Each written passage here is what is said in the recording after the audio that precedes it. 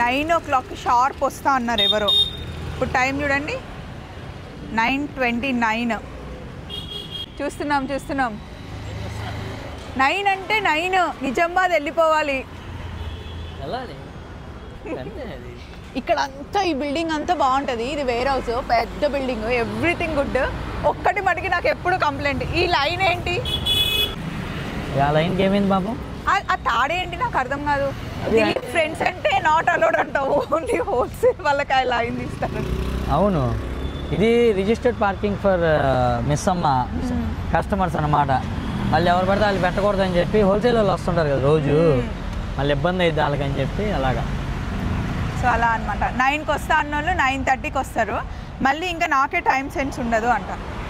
Time కూడా ఎప్పుడు ఉండేది కదా. అది కూడా ఏంటంటే నేను మా పిల్లల్ని స్కూల్కి పంపించి అంత బాక్సులు పెట్టి వచ్చేటప్పటికి కొంచెం లేట్ అయింది.